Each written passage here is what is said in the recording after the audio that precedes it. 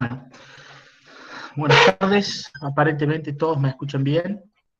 Yo soy el ingeniero Matías Salum, acá desde mi casa les voy a tratar de dar la clase lo mejor que se pueda a través de esta nueva herramienta.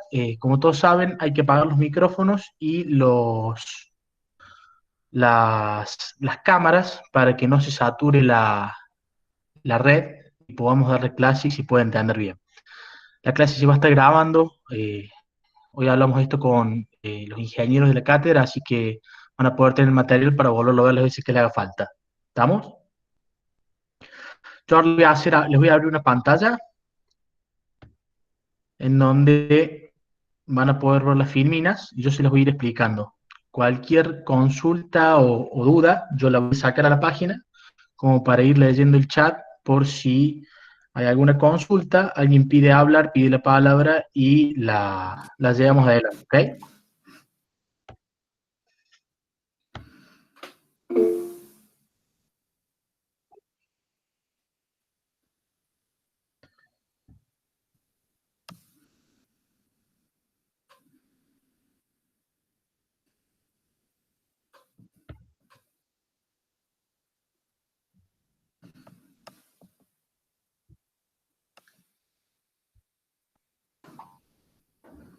Bien. Bueno, chicos, espero que estén todos viendo, creo que sí, estamos compartiendo acá la pantalla de Computomet. Estoy escuchando un micrófono, puede ser, lo podrán apagar. Ahí estamos. Bueno, chicos, se puede ver la pantalla completa. Vamos a hablar tema cómputo métrico.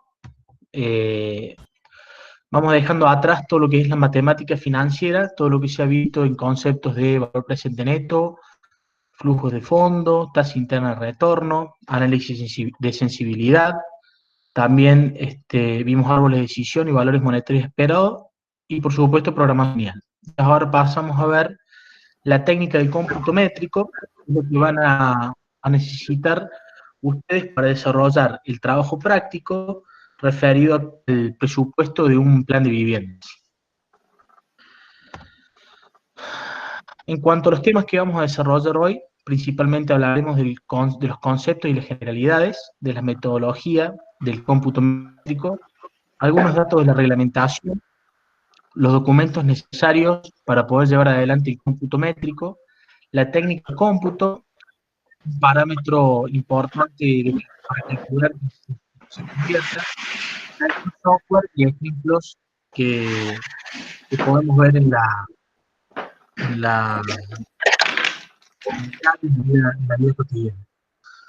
Le pido por favor que apaguen el micrófono porque estoy escuchando mucho ruido y no sé si tiene retorno el ruido, así me pueden escuchar más claro. Muy bien. Concepto y generalidades. Vamos a hablar de qué es el cómputo métrico. Nosotros deberíamos responder básicamente a estas tres preguntas: ¿de qué se trata computar? ¿Y para qué sirve computar? Y hay factores clave para poder llevar a cabo un buen cómputo métrico. En cuanto a lo que es el cómputo métrico, bueno, el cómputo métrico implica medir, comparar, calcular estructuras, rubros, ítems que forman parte de una obra. Es decir, vamos a dar un ejemplo. Queremos calcular cuánto material y cuánta mano de obra va a insumir los cimientos para una vivienda. Pues bien, hay que calcular, hay que medir cuánto va a ser el volumen de excavación, cuánto va a ser el volumen de piedra, arena, cemento, agua que nos va a hacer falta y cuánto insume de mano de obra para poder saber cuánto nos va a costar ese ítem particular que son las fundaciones o las cimentaciones de una casa. Y bien, ¿de qué se trata computar? Bueno, computar es un problema de medición, se trata de calcular longitudes, áreas, volúmenes, y lo importante es que hay que desarrollarlo de manera lo más organizada posible. Eh, Aquí Generalmente se requieren algunas fórmulas aritméticas, planteos que son en general sencillos, que pueden calcular todos a partir de el AutoCAD y una planilla Excel. Bueno, ¿y para qué sirve computar? Lo que dijimos recién. El cómputo numérico sirve para medir subsistemas que integran el sistema constructivo en general de una obra. Y el objetivo es determinar la cantidad de material, mano de obra, equipos, maquinarias, herramientas necesarias para ejecutar esa obra. Después, el otro objetivo que tiene es establecer los costos de cada una de las partes. Recién hablábamos de los cimientos, después de los cimientos viene la mampostería de elevación, la capa aisladora, la mampostería de elevación. Eh, Nos hace falta calcular los revoques, las pinturas, la losa, etcétera. Entonces, necesitamos para cada una de esas etapas tener los costos lo más claro posible para saber cuánto va a ser el valor final de la obra.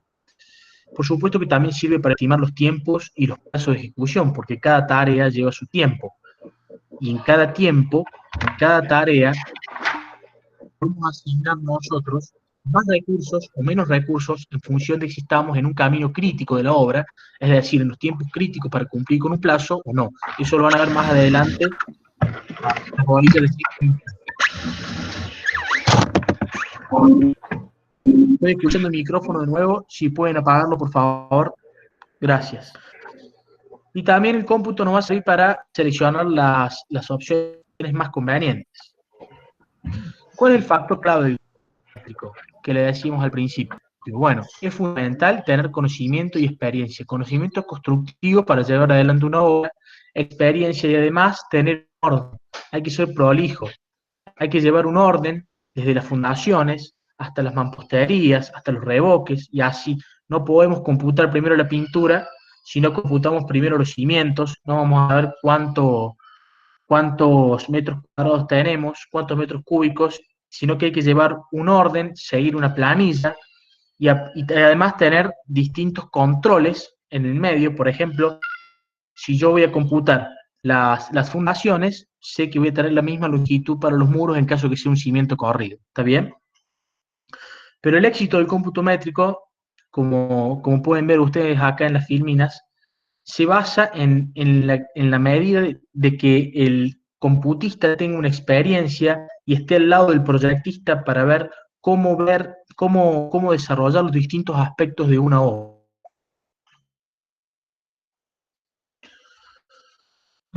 Metodología.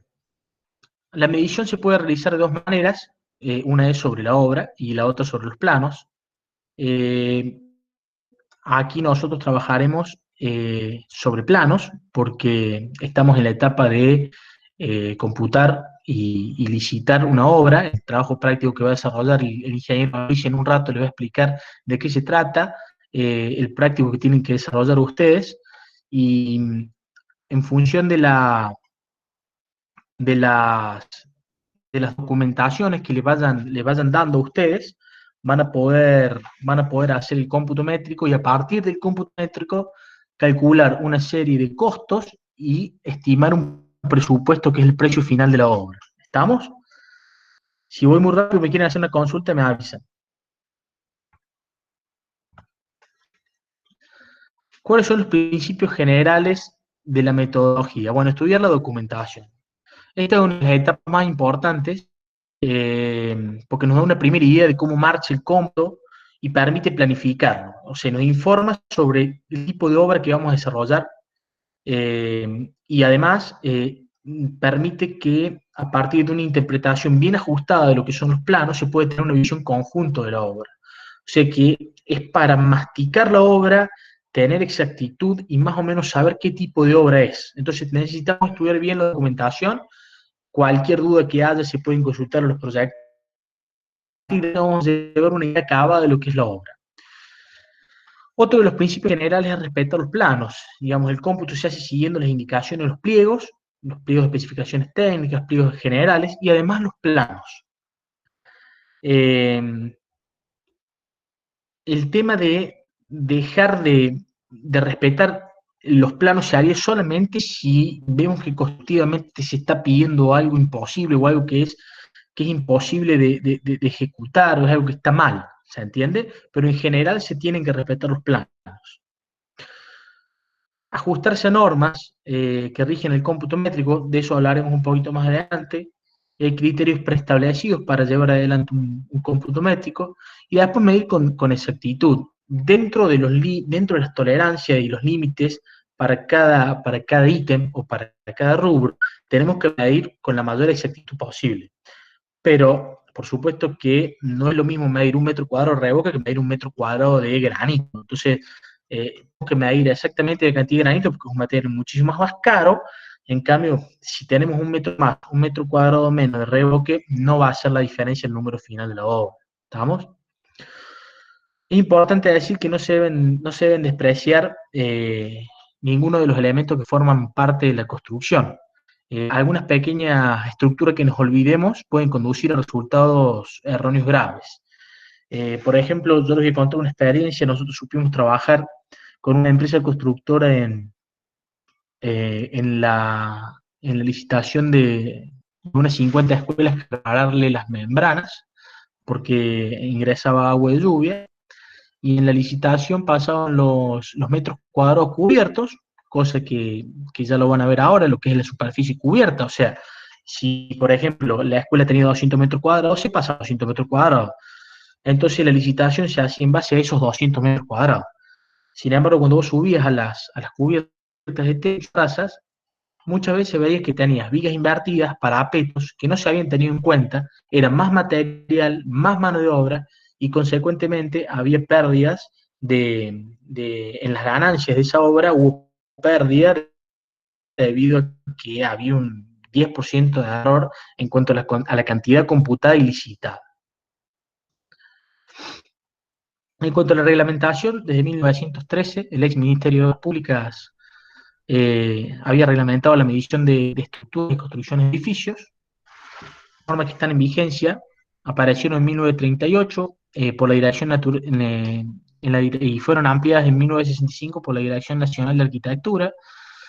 Son obligatorias en los cómputos de obras públicas nacionales, aunque algunas reparticiones algunas no las aplican, las adoptan parcialmente.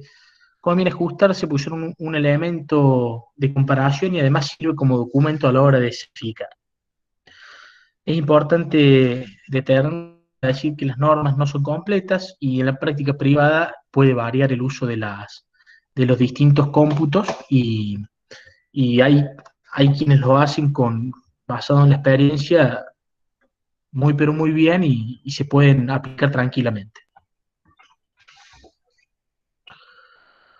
Bueno, hablemos de la documentación, que habíamos dicho era, que era una parte fundamental para poder desarrollar un buen cómputo métrico. Los resultados del cómputo están ligados a la información que se tenga. O sea, y lamentablemente, en la gran mayoría de los casos, si no siempre, suele ser insuficiente la documentación que uno tiene para poder llevar adelante un cómputo métrico. ¿Está bien? Como documentación mínima se exigen planos definitivos de plantas, cortes y fachadas, algunas planillas de locales, planos de estructuras, planos de instalación, planos de detalle y por supuesto los pliegos de condiciones generales y especificaciones técnicas. Volvamos entonces a repasar qué es el cómputo métrico. Computar es medir, es poder comparar. ¿Está bien? Cuando medimos y comparamos, medimos superficies, longitudes, volúmenes. ¿Para qué? Para poder estimar los costos de cada uno de los rubros o subsistemas de una obra. Estamos hasta ahí. Entonces, para eso necesitamos la documentación, que es lo que habíamos visto antes. Además, necesitamos ajustarnos a normas, necesitamos medir con exactitud lo mejor que se pueda y además respetar los planos. ¿Estamos? Bueno, seguimos. ¿Qué es lo que ocurre en la gran mayoría de los casos? Que la información es incompleta o contradictoria. Los pliegos suelen fijar estas órdenes, suelen fijar órdenes de prioridad entre los documentos, la documentación. Entre los planos, distintos planos pueden tener, por ejemplo, distintas medidas, distintos materiales. Por ejemplo, en el plano de la planta general puede salir que el baño tiene un cerámico 30 por 30 centímetros de color blanco. En cambio, el plano de detalle suele decir que el baño tendrá un cerámico de 40 por 40 color beige. ¿Tá? Entonces, tenemos que ver a qué le damos prioridad, a qué plano le damos prioridad. Por supuesto, en caso de que los pliegos no fijen la prioridad, lo que se estima y los principios generales son que la documentación de obra es complementaria. Quiere decir que lo que le falta a un plano lo tiene otro. Entre las divergencias, si hay una cota, hay otra cota que hay que deducirse, se le da prioridad a la cota existente, a la cota que figura en los planos. Y si hay dos o más documentos que están contradictorios entre sí, se le da prioridad, por ejemplo, a aquellos que están estudiados para la obra particular. Por ejemplo, si tenemos los planos de detalle del baño, donde habíamos dicho que tenía un cerámico de 40 por 40, color beige, y el plano general decía que tenía uno de 30 por 30, color blanco, se va a hacer caso al plano de detalle, es decir, al plano de 40 por 40, que figura que se ha hecho exclusivamente para ese baño. ¿Estamos hasta ahí? Generalmente, el orden de prioridad que establecen los pliegos y el que es aceptado es las planillas locales primero, donde se indican los materiales y la calidad de los materiales que se utilizan en cada uno de los locales de la obra, los planos de detalle ejecutados para tal fin, o sea, se desarrollan los planos de detalle, por ejemplo, del baño, el plano de detalle para la cubierta de techos, para ver qué tipo de aislación tiene, qué tipo de cielo raso tiene, planos de detalle, por ejemplo, del piso, con el espesor del contrapiso, con el espesor del piso, etcétera. Los planos generales vienen después de los planos de detalle, después vienen los pliegos de condiciones particulares, los pliegos de condiciones generales, los pliegos de especificaciones técnicas y finalmente el presupuesto oficial. Muy bien. Para asegurar una buena calidad del cómputo métrico, generalmente seguimos los lineamientos de utilizar una guía de rubros. Hay una lista en la cual se mencionan desde los cimientos hasta la pintura, pasando por toda la gama de rubros, instalaciones, mamposterías, revoques, aberturas, etcétera. Lo importante es que esta lista de rubros tiene que ser lo más completa posible para que si no se nos pase nada y no perdamos de computar y de considerar los costos que vamos a tener para ejecutar esa obra. Por otra parte, el trabajo debe estar detallado en todas las partes para facilitar la revisión, corrección y modificación. Quiere decir que si yo voy a comenzar con un cómputo métrico, supongamos que tenemos una casita del plan de vivienda que tienen que hacer ustedes para el trabajo práctico, tenemos que arrancar con el cómputo métrico. Entonces vamos a arrancar primero por la fundación. Entonces vamos a ver cuántos metros cúbicos de excavación va a haber, cuál va a ser el movimiento de suelo, cuántos metros cúbicos de hormigón nos va a hacer falta para poder desarrollar todo lo que son las fundaciones de esas casitas. Además, después vamos a desarrollar la cantidad de muros que tenemos, lo vamos a tratar de nombrar, mencionar a cada muro, sacarle los metros cuadrados de esos muros, después vamos a poner los revoques, y ¿qué nos vamos a ir dando cuenta? Dos cosas. La primera, por ejemplo, que la mampostería en cuanto a metros cuadrados tiene que coincidir después con en sus metros lineales con los cimientos. Después, que los contrapisos tienen que coincidir con los cielos rasos, o con la cubierta de techo, con los metros cuadrados. No podemos tener números diferentes porque si no algo vamos a estar haciendo mal. Después tenemos que fijar un orden para la realización de las mediciones, lo que decía recién. Tratamos de reducir el número de operaciones y cálculos, entonces comenzamos desde abajo de las fundaciones, pasando por la capa aisladora. La longitud de la capa aisladora va a ser igual a la longitud de los muros, evidentemente tienen que coincidir, y a partir de ahí tendremos la longitud de los muros, calculamos la altura y ya tenemos los metros cuadrados de mampostería. Después multiplicamos por, depende si es revoque interior o revoque exterior, multiplicamos la superficie por la altura, vamos a tener la cantidad de metros cuadrados de revoque a cada lado de la pared o de un solo lado de la pared. Y debemos realizar operaciones de control que permitan asegurarnos contra estos errores. Es lo que decía recién.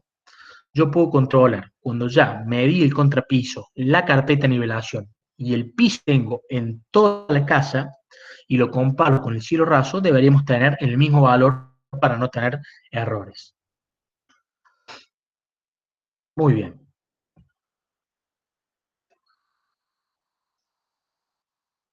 Para una obra de arquitectura siempre se calcula la superficie cubierta. ¿Y por qué hacemos esto? La superficie cubierta en la obra de arquitectura nos permite estimar el costo por metro cuadrado que va a tener esa vivienda y así comparar diferentes presupuestos. No es lo mismo un costo por metro cuadrado de mano de obra de 15.000 pesos que otro de 20.000 pesos por metro cuadrado. Entonces, nos tenemos que asegurar que esa medición de la superficie cubierta se haga al principio del cómputo métrico. Después necesitamos identificar, denominar los bloques, los locales, los muros. Si a mí me dan un plano en AutoCAD, lo que necesito hacer para comenzar el cómputo métrico es desglosarle las distintas partes. Por ejemplo, si yo tengo el plano general, voy a tratar de limpiar las distintas capas que tiene ese plano, tratando de de darle nombre a los muros, ya sea estén en el eje de X o el eje Y, por ejemplo, le podemos llamar muro 1X, muro 1Y, muro 2X, muro 2Y, o muro 1.1, muro 1.2, en función de cómo esté dispuesto el muro y cómo esté dispuesto el plano. Entonces después calculamos perímetros, superficie de cada uno de esos locales, es decir, de la habitación, de la cocina, de los baños, vamos calculando sus perímetros, sus superficies y después los podemos comparar. En el libro de texto de la cátedra hay un anexo en el cual figura el orden a través del cual hay que seguir el cómputo métrico. Y se lo van a dar también en el trabajo práctico, seguramente le van a dar un listado de ítems que después lo van a ir viendo con cada uno de los docentes para ver si hay que agregarle algo o hay que sacarle algo. En obras de gran desarrollo lineal, como son caminos, cunetas, se parte de una longitud total y se van haciendo longitudes parciales. Después vamos a ver un ejemplo de esto que tengo para mostrarles. Entonces, por ejemplo, una planilla tipo de cómputo métrico la podemos ver con el local, le hemos dicho el destino de ese local puede ser vivienda, habitación, dormitorio, las dimensiones, tanto en ancho, en largo como en altura, cuál es su perímetro, cuál es su superficie, tanto del piso como en la lateral, es decir, de los muros. Acá hay otra planilla de tipo donde figuran ya cálculos de movimiento suelo. Tenemos excavación para los cimientos comunes, cimiento corrido común, donde tenemos el cimiento en X1, cimiento en Y3, podemos ver el número de partes que tiene, los largos, los anchos, las alturas, y así calcular los volúmenes de movimiento suelo que vamos a tener. ¿Estamos? Nuevamente tenemos aquí el libro del Chandías. Aquí nos muestra cómo hacer para calcular un volumen de suelo. Y algo que hay que tener en cuenta para cuando uno hace movimiento suelo y cuando lo tengan que computar para el práctico, es esto de tener el coeficiente de esponjamiento del suelo, que seguramente será por 1.3, para que puedan estimar bien el movimiento suelo y no se queden cortos con el presupuesto. Aquí el libro del Chandías nos muestra los distintos componentes de materiales que necesita, por ejemplo, la albañilería, la capa aisladora, revoques interior, toma de juntas, con las distintas dosificaciones de los materiales que tenemos. Esto a nosotros nos permite, en función de la cantidad de metros cuadrados que tengamos de mampostería, por ejemplo, o los metros cuadrados de capa aisladora, calcular qué material nos va a hacer falta y qué cantidad de material por metro cuadrado nos va a hacer falta. A partir de allí podemos estimar el costo de los materiales de cada uno de estos elementos que forman parte de la obra en general. Por último, aquí podemos ver un cuadro comparativo de insumos y de peso por metro cuadrado de las mamposterías vistas. Tenemos bloques o ladrillos, en función de si es un ladrillo común, si es un cerámico hueco de 18 por 19 por 40, o si es un bloque de cemento de 19 por 19 por 39, en donde nos dice qué cantidad de, de, de ladrillos o de cerámico bloque nos hace falta para hacer un metro como mampostería, cuántos kilos de cemento, cuántos kilos de cal, arena gruesa. En algunos lugares van a poder ver algo de polvo de ladrillo, es un material que usaban antes, hoy no se usa el polvo de ladrillo, se usa, por ejemplo, cemento de albañilería. Y después hace mención a la mano de obra en cuanto a horas, cuántas horas hace falta para desarrollar una mampostería. Fíjese, ladrillo común, le hace falta a un oficial albañil 1,83 horas y 2,13 horas de oficial para desarrollar, perdón, de peón, para desarrollar 1 metro cuadrado de ladrillo común para muro de 30 centímetros de espesor, mientras que con ladrillos huecos bajan sensiblemente esos valores, dando, por supuesto, costos mucho más bajos. Y por supuesto, más abajo nos dice lo mismo respecto a los reboques. Lo que hablamos recién de la superficie cubierta, que es un dato muy importante, lo tenemos que calcular porque a partir de ahí se puede usar como elemento de comparación de presupuestos, ¿está bien? Si yo voy a construir un edificio y se me presentan tres empresas constructoras, bueno, yo teniendo la superficie cubierta en una obra de arquitectura, me sirve para poder llegar a comparar cada uno de los presupuestos que me presenten. Yo divido el precio final por los metros cuadrados de la superficie cubierta, voy a tener un precio por metro cuadrado. Hay diferentes criterios para calcular la superficie cubierta. En Córdoba suma la superficie de los locales, los entrepisos, secciones horizontales de muro, toda superficie techada y además este, excluye todo lo que son los aleros y las cornisas de 50 centímetros de saliente. En cambio, en Buenos Aires es un criterio un poco distinto, donde suman toda la superficie de los locales, entresuelos, secciones horizontales de muros, voladizos y pórticos que componen los pisos del edificio.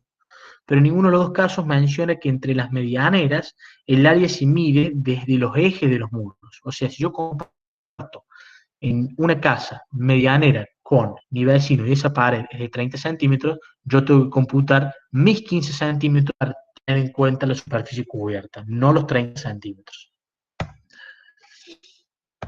Eh, En cuanto al despiece, el despiece significa detalle de todos los materiales o elementos que hacen falta para hacer la obra o alguna de sus partes.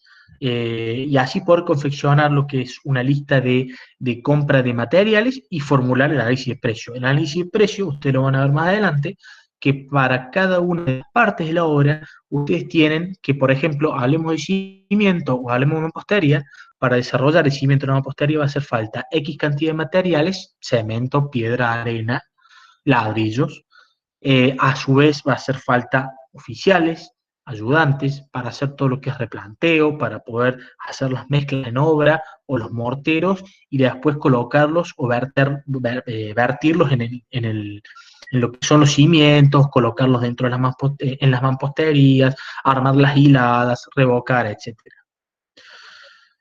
Eh, por supuesto, lo que hablamos antes no se puede hacer si no se conocen las clases de materiales que componen las distintas partes de la obra y la cantidad de material que influye en cada una de estas partes de los rubros. Esto está muy bien explicado en el libro del Chan Díaz, donde salimos en la cátedra lo que es la base del cómputo métrico del presupuesto, a partir de ese libro, en donde tienen muchísimos años de mediciones, tanto de mano de obra como de materiales, y considera los desperdicios, etc. Aquí tenemos un ejemplo del Chan Díaz. Acá tenemos una planilla de doblado de hierros.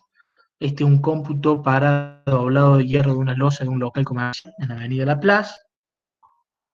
Ya voy a pasar a mostrarles algunos ejemplos. Algunos software que se usan hoy, el Autodesk, el Civil 3D, Data Obra, Presto, Control, gestión de obra en general. En mi caso particular, yo siempre he usado el Excel. ¿Estamos? Bien. Voy a pasar a mostrar algunos ejemplos. Si tienen alguna duda, me pueden interrumpir, no hay problema.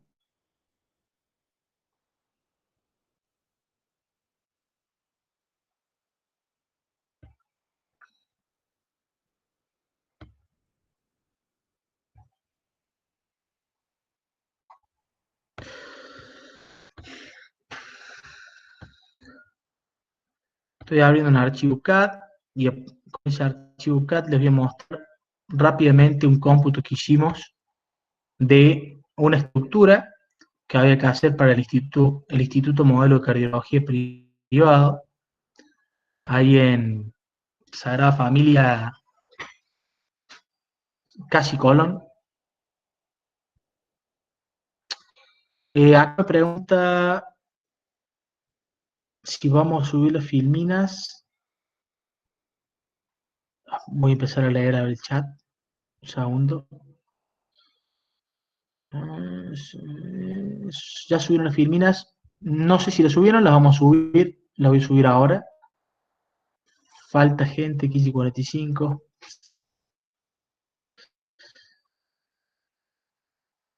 José Ferreira, ¿me pudiste escuchar?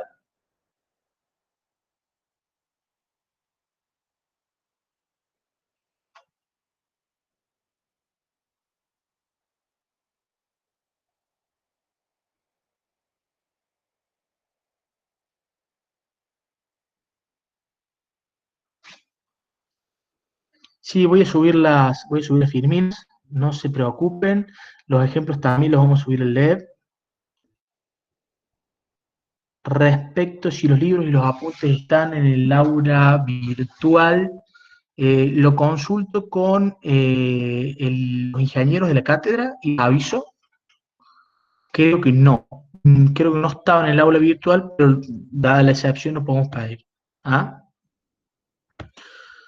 Bueno, les voy a mostrar, voy a apagar mi cámara y les voy a mostrar ahora un archivo.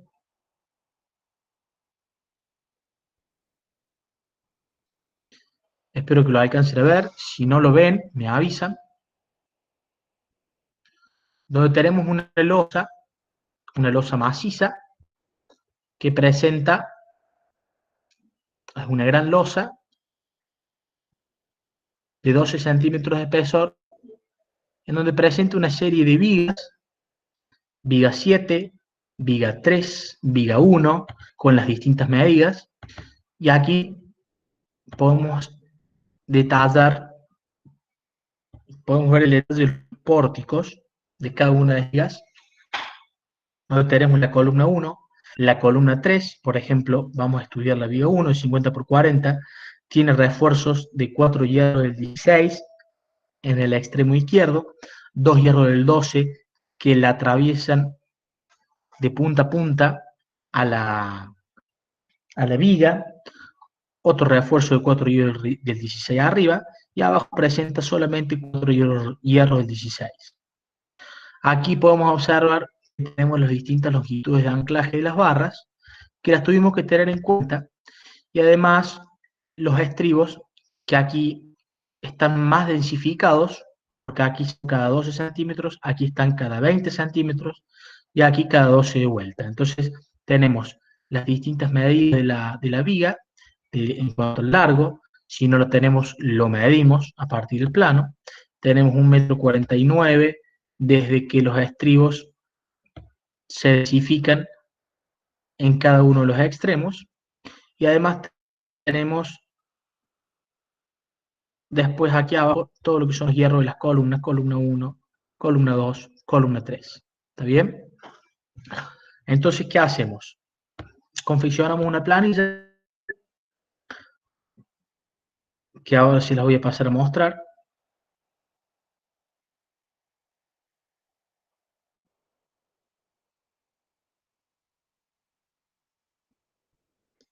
Denme un segundo que les voy a pasar a mostrar la planilla que realizamos.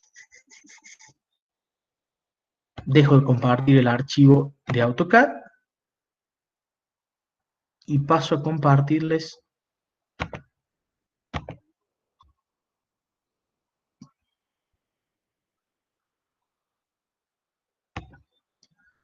el archivo Excel. ¿Se ve ahí el archivo Excel? ¿Lo pueden ver? ¿Sí? Perfecto. Bárbaro. Les voy a explicar un poquito. Nosotros acá tuvimos que armar, como ven, en el primer piso, las vigas de hormigón armado. recién estamos viendo la viga 1, la cantidad de esas vigas en esta losa es una, base por altura, por la longitud que tiene la viga, era 8 metros con 32, medidos en la realidad. Había una divergencia respecto a los planos, en el plano hemos medido 7 metros 79, pero en realidad esa viga tenía un recodo que la hacía más larga, con lo cual había que tener en cuenta esa longitud, ¿está bien? Entonces siempre es importante no solo ver los planos, hacer una visita de obra, revisar la documentación, lo que decimos, revisen la documentación completa, les va a servir para poder desarrollar bien el cómputo, por más de que tome tiempo, muchas veces revisar la documentación completa, entender que nos caiga la idea, que nos caiga la ficha de qué se trata la obra y a partir de ahí empezar el cómputo como si nosotros empezáramos a hacer la obra.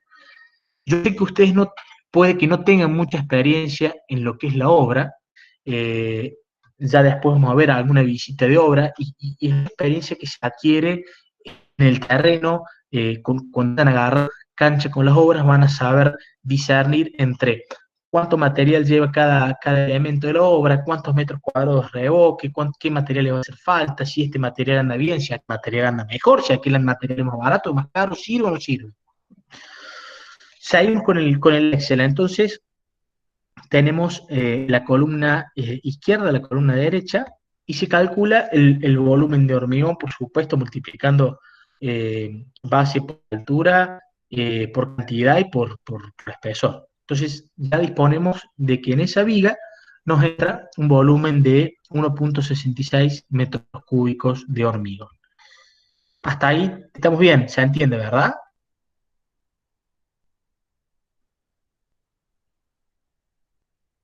Muy bien.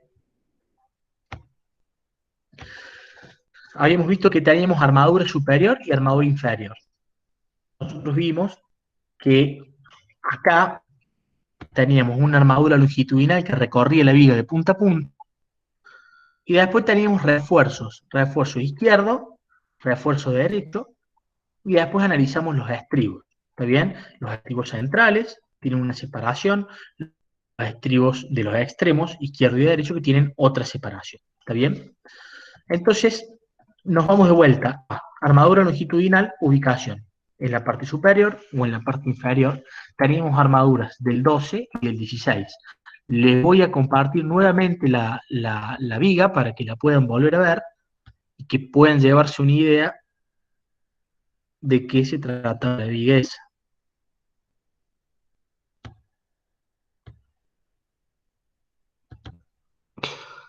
Miren chicos, tenemos 2 hierros del 12 arriba, 4 hierros del 16 abajo, los refuerzos de los extremos y los estribos.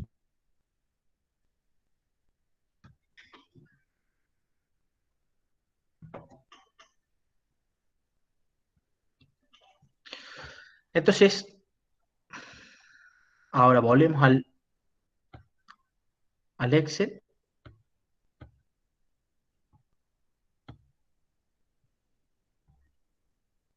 Bien, entonces, ¿qué vamos a tener aquí? Armadura superior, 2 hierros del 12. ¿Cuánto es el anclaje hacia el lado izquierdo? ¿Cuánto es el anclaje hacia el lado derecho? Es decir, los ganchos en donde se tiene que meter el hormigón, eh, que se tienen que meter en el hormigón, y, y que los tenemos que tener en cuenta, porque si no tomamos en cuenta todas las longitudes de anclaje, miren las longitudes que dejamos de comprar de armadura o de considerar en los precios de la armadura, y todo esto, así a simple vista, suma 6 metros lineales solamente en 4 vigas, 6 metros lineales que es media barra, o sea, media barra de longitud, que son bastante caras y que si no las tomamos en cuenta vamos a perder dinero. Y la longitud de cada una de la longitud total que nos va a hacer falta de barras del diámetro 12 para ejecutar la viga número 1, en donde sumamos la cantidad de barras del 12, la longitud de anclaje, tanto el lado izquierdo como el lado derecho, también la longitud que tenemos que cubrir de la viga, más tenemos que introducirnos en las dos columnas, columna izquierda, columna derecha. Después teníamos la parte de los refuerzos, en este caso, en esta vía solamente había refuerzo superior. Del lado izquierdo teníamos 4 barras del 16, con las distintas longitudes. Lo mismo con el refuerzo del lado derecho. Y vamos en cuenta todo lo que son los estribos. A partir de allí, ¿qué se hizo? Se hace un resumen de, por supuesto, aquí tenemos todas las vías que forman parte de la losa, todos los hierros que nos hacen falta. Se computaron después las columnas,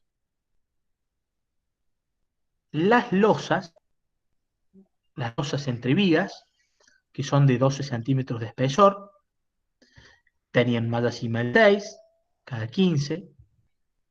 Hay una losa de vigueta en una parte particular. Yo después les voy a pasar el ejemplo, lo voy a subir en LED para que lo tengan. Y después del primer piso se hizo un resumen, en donde tenemos el volumen de hormigón necesario, redondeado por supuesto, la cantidad de barras del 6 que me hacen falta. Esto sale de sumar todas las cantidades que tenemos aquí de los estribos, además de los estribos, perdón, se me salió,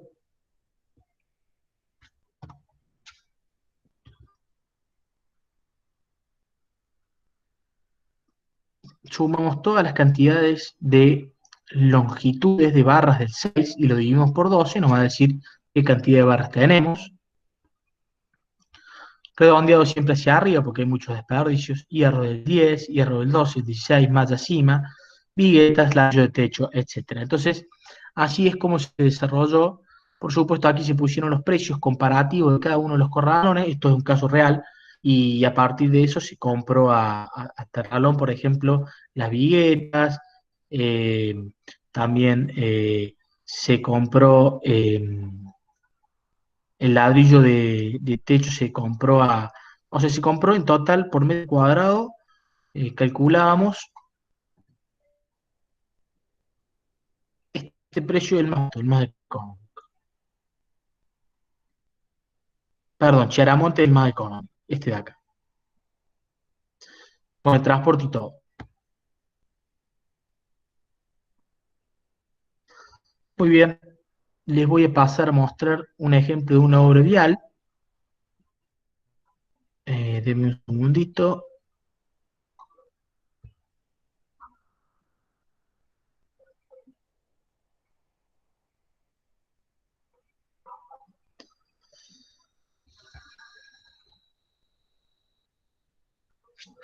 Un segundito, ya les muestro aquí la obra vial.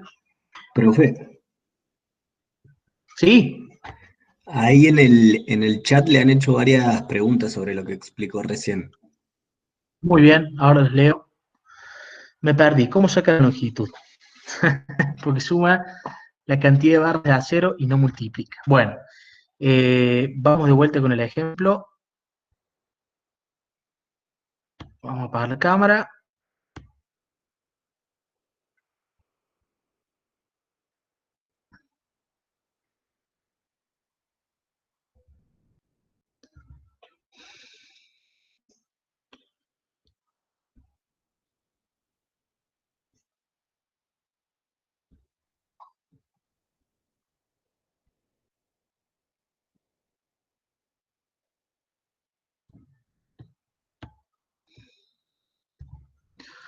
Bien. Eh, me preguntó Ana Josefina. Eh, Ana Josefina me está preguntando cómo calculé la longitud de las barras. ¿Verdad? ¿Cómo saca la longitud? ¿Por qué suma la cantidad de barras de acero y no multiplica? Bien. Te lo explico rápidamente. Mira, acá calculamos el volumen de hormigón, y acá, en función de qué barra iba ubicada en la parte superior, inferior, más los refuerzos, tanto izquierdo como derecho, yo calculo una longitud de barra. ¿Por qué no la multiplico y la sumo? Porque, por ejemplo, la armadura superior aquí lleva hierro del 12 y en total me hacen falta 19,04 metro lineal de barra del 12 para hacer la viga 1. Para la viga 2, para la viga 2 tiene también dos hierros de el, del 12 en la parte superior, son 4 vigas,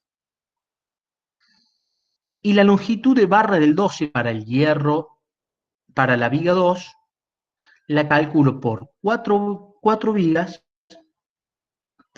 tengo las distintas longitudes, yo con el hierro del 12 me tengo que meter, por eso es importante lo que decíamos de la experiencia para ejecutar la obra. Yo cuando ejecuto una estructura necesito meterme en los nudos de las columnas, necesito ingresar con los anclajes hacia las columnas y de allí que pongo columna izquierda y columna derecha donde yo sumo esa longitud, a partir de la longitud total que tiene la viga, le sumo las dos columnas y le sumo el anclaje izquierdo, el anclaje, o sea, le sumo la longitud propia de la viga, la columna de cada uno de los extremos, porque la barra del 12 sigue, digamos, ingresando dentro de la masa de las columnas. Además, tengo un anclaje derecho, un anclaje izquierdo y tengo dos barras. Y tengo 4 vigas. O sea que yo calculo las longitudes a partir de sumar estas longitudes y lo multiplico por la cantidad de barras y lo multiplico por la cantidad de vigas. Entonces, yo sé que entre la viga 1 y la viga 2 tengo aquí abajo 90 metros lineales de barra del 12. Y tengo que sumar todos los que digan barra del 12. ¿Está bien? Todos esos los voy a sumar para determinar estas longitudes. Las divido por 12 después. 250 metros lineales, lo divido por 12 y me da la cantidad de barras de el 12 que me hacen falta para ejecutar esas vigas. ¿Se entiende, Ana Josefina? ¿No tiene en cuenta los empalmes? Me hace la pregunta Marcelo Peralta. Mira, Marcelo, en cuanto a los empalmes, sí, se tienen en cuenta y por eso se hace el redondeo, porque a veces, como estas vigas son cortas, no tienen longitudes no tienen empalmes, las columnas sí tenían empalmes, pero como estas vigas son cortas, en general se cortaban justo a la medida y después se veía si alcanzaban o no alcanzaban o si se modulaban. Eh, Hemos tenido muy pocos empalmes en esta obra, sin embargo, siempre es bueno considerar longitudes de empalme, como vos decís, de 80 veces el diámetro. Está muy bien la observación, Marcel. Martín Garzón me dice cómo calcula la longitud de los estribos. Mira, Martín, en cuanto a la longitud de los estribos, hacemos lo siguiente. No lo expliqué porque lo pasé muy rápido. Yo calculo la longitud de los estribos. La longitud de los estribos lo da la sección de la viga. Si tiene 30 por 50, por ejemplo, la viga, o 30 por 40, o 40 por 50, le voy a restar el recubrimiento a eso. Eh, pero si quiero no restar el recubrimiento como para estar del lado de la seguridad, está perfecto. ¿Y qué hacemos? Si sabemos que los estribos están separados cada 20 centímetros en el tramo central y tengo la longitud del tramo central, lo que hago es dividir la longitud, divido la separación, me va a dar la cantidad de estribos. Y a partir de ahí, con lo que había dicho, el perímetro de la viga, o sea, si tiene 50 por 40, eso significa que la viga tiene un perímetro de 1,80 m. Entonces, con ese 1,80 m multiplico por la cantidad de estribos y me va a dar la longitud de los hierros del 6. ¿Se entendió? Medio rápido lo pasé, pero puede que no se haya entendido. ¿Qué porcentaje de desperdicios se tiene en cuenta? Bien, ¿qué porcentaje de desperdicios se tiene en cuenta? Depende mucho de la obra, depende mucho del sistema de contratación. En este caso, nosotros usamos un porcentaje del 5%. Se puede ver, o sea, incluso se pueden tener menos desperdicio porque hoy por hoy se pueden confeccionar planillas de doblado y se pueden comprar los hierros ya doblados en las fábricas en los grandes corralones que venden hierro. Entonces es una ventaja hoy, Gio. Eh, pero en general un 5% de desperdicio no es un número que esté errado. Daniel, ¿cómo computa el alambre de atado de estribos o no lo tiene en cuenta? Sí, lo tuvimos en cuenta. En general, por eso se calcula por metro cúbico hormigón.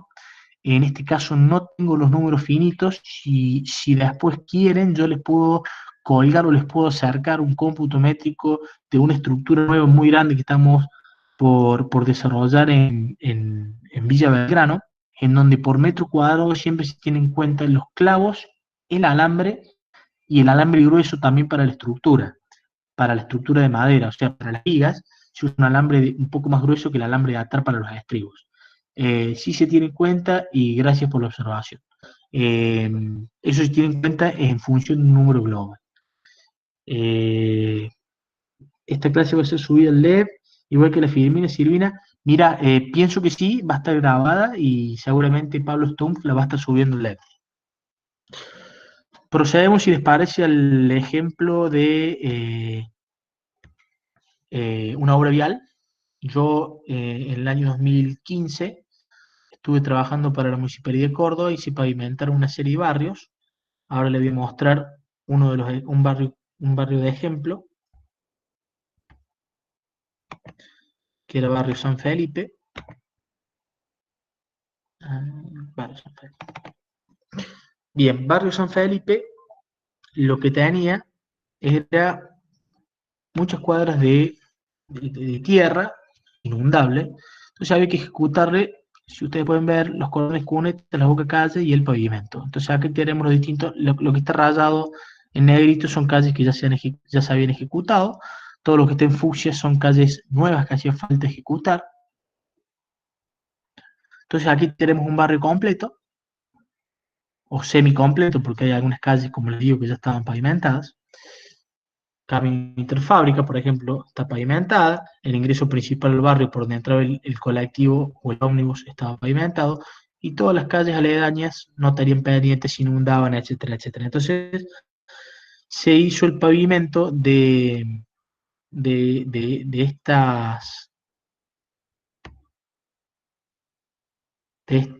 estas calles y teníamos que presentar un presupuesto como el que les muestro ahora. Denme un segundito.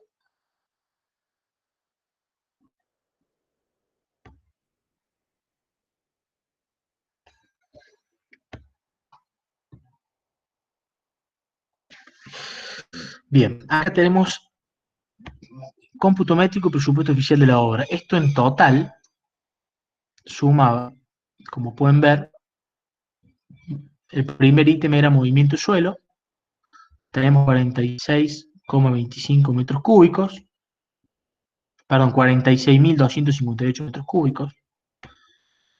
Tenemos los distintos precios, tenemos un movimiento suelo, excavación y ejecución de subrasante, subbase y bases, ejecución de base granular, provisión y colocación de asfalto, ejecución de boca cada de hormigón simple y de cordón cuneta, y en algunos lugares había que hacer unas pequeñas demoliciones para corregir todo lo que eran las pendientes y finalmente hacer las adecuaciones de las conexiones domiciliarias. Generalmente uno cuando ejecuta una obra de vial en un barrio o rompe un caño de agua o rompe, tiene que tratar de no en lo posible un caño de gas, porque eso sí que trae problemas. Pero bueno, lo importante, por ejemplo, es ver cómo se fue desarrollando este cómputo. Lo tenemos, por ejemplo, el ítem 1, movimiento de suelo, San Felipe, las calles, calle Villalobos, entre General Sabio y Armacia Arragui, tiene un espesor de 45 centímetros, tiene 7,6 metros de ancho, la longitud de cada una de las cuadras, y así se calculaba el volumen de movimiento de suelo que había que hacer en 45 centímetros de espesor. Así con todas las calles del barrio. Y por ejemplo, si nos vamos a ejecución de subrasante, escarificado, compactación, lo mismo, un espesor de 15 centímetros, 7,60 de ancho, la longitud entre cada calle, fíjense que son las mismas longitudes que vimos antes, la superficie en metros cuadrados se mide la subrasante, después lo que es la ejecución de las bases, la subbase de suelo arena se mide en metros cúbicos, o sea, volúmenes, en espesores de 15, lo mismo con la base granular, que se hace de 12 centímetros de espesor. Y por último, tenemos toda la parte de la colocación del asfalto caliente también por metro cúbico. En general el asfalto caliente se mide por toneladas, no por metro cúbico, pero el gobierno nacional, que es quien financiaba, exigía por metros cúbicos.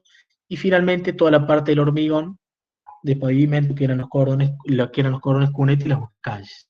Los distintivos, los anchos, la superficie de cada una de las calles, y a partir de allí se llegaba haciendo la suma de todo este acumulado a el número final, que para octubre de 2017 eran 133 millones de pesos. ¿Alguna duda, chicos?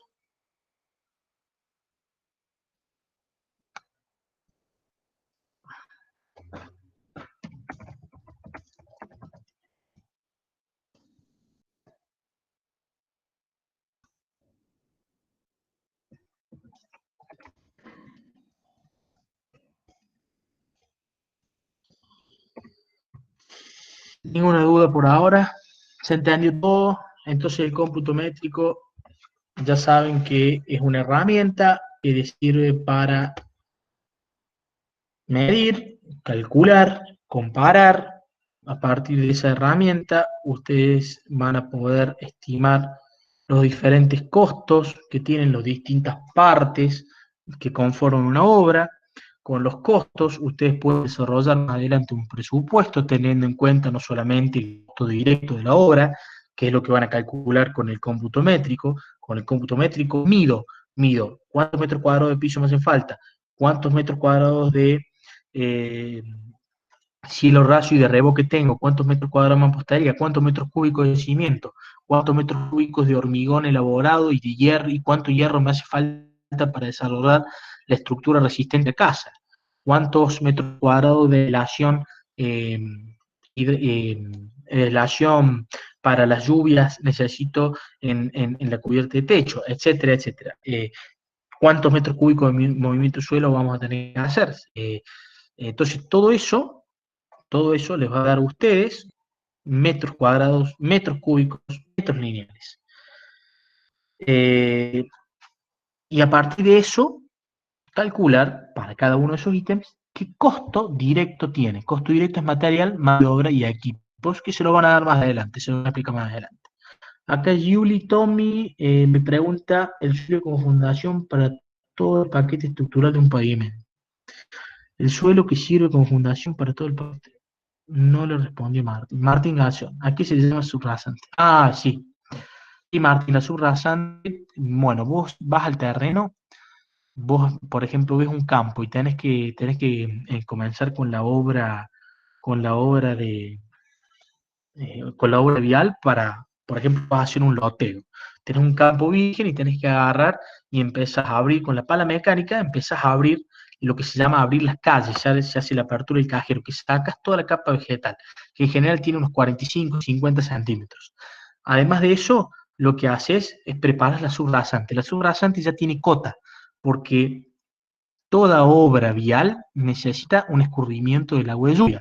Los desagües están conformados no solamente por los caños y por las cañerías que van por debajo de la tierra, sino también por los cordones cuneta, que son quienes conducen el agua. Entonces vos necesitas darle la pendiente necesaria para que el agua pueda correr. Entonces la subrasante es ya la tierra que está por debajo de la capa vegetal. Nosotros en nuestro caso tenemos un loess pampeano que sirve como subrasante, que por ahí es medio débil para la resistencia de cargas pesadas, por eso se hace capas de subbase de suelo arena y capas de base granular que le permitan dar una mayor resistencia al paquete estructural, además del asfalto. ¿Se entiende? Eso es la subrasante. Lo tienen que haber visto en transporte 2, me parece, y en transporte 3, si no se lo han dado, deberían verlo. ¿Ok? Muy bien. Cómputo métrico, entonces, es la herramienta que van a tener para poder comenzar el práctico. Les vuelvo a repetir, con este práctico, ustedes pueden, con esta técnica, pueden medir todo lo que les haga falta y a partir de eso, del cómputo métrico, poder calcular y estimar costos, recursos, etcétera. Rocío Medina me dice que somos muchos ambientales, no tenemos esas materias. Sí, bueno, respecto a los ambientales, lo vamos a ir desarrollando en la clase y consulta para que lo puedan entender mejor. En este caso son viviendas. Vamos a tratar de explicarles lo mejor posible a los profes en las clases y consulta para que se saquen todas las dudas. ¿Mm? Bueno, chicos, ¿alguna otra duda? Si no tenemos más dudas, podemos dar por terminada la clase.